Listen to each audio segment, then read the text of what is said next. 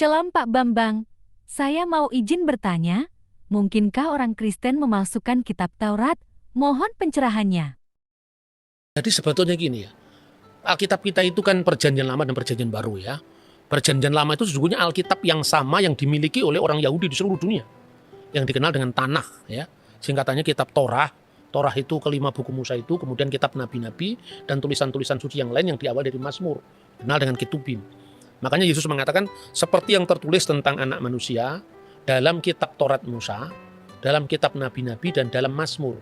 Karena Mazmur itu dalam sistematik kuno itu buku pertama dari Ketubim, yaitu tulisan-tulisan lain selain Nebiim dan Torah. Nah, itu Taurat yang sama.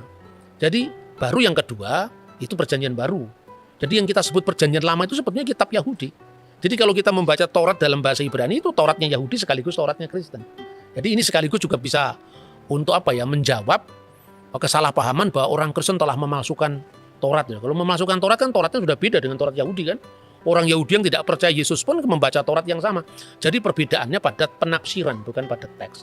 Nah begitu kita membaca kitab Taurat, kitab pertama kan namanya Bereshit, Sefer Bereshit, Sefer Wayikra, Sefer Elishemot, Sefer Wayikra, Sefer Bemidbar, dan Sefer Eliharivarim, kitab Kejadian, Keluaran, Imamat, Bilangan, Ulangan.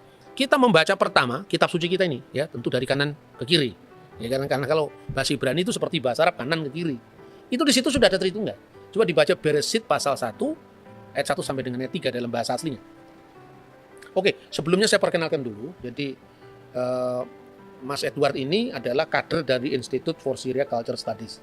Itu lembaga pelayanan yang memang mengkaji tentang kekristenan Timur ya, kekristenan Timur itu supaya kita tidak kehilangan akar sejarah kita. Dan YCS itu bukan gereja, tapi itu adalah lembaga kajian dan dia sudah belajar bahasa Ibrani langsung dari sumber aslinya di Israel. Ya, Israel Institute of Biblical Studies. Nah, kita bisa langsung membaca teks ini dari bahasa aslinya. Silakan. Ya, dari kitab Kejadian atau Sefer Bereshit, Bereshit bara Elohim et Hashamayim ve et haaret. Dari pasal 1 ayat pertama ini kita menemukan existence of God, eksistensi Bapa, disebut sebagai Elohim. Kemudian di ayat kedua, ve haaret hayeta tohu vavohu, ve hoshia alvenetehom. Kemudian dilanjutkan dengan ve ruach Elohim. Di sini pribadi Allah yang kedua adalah ruach Elohim atau Roh Kudus atau Roh Allah.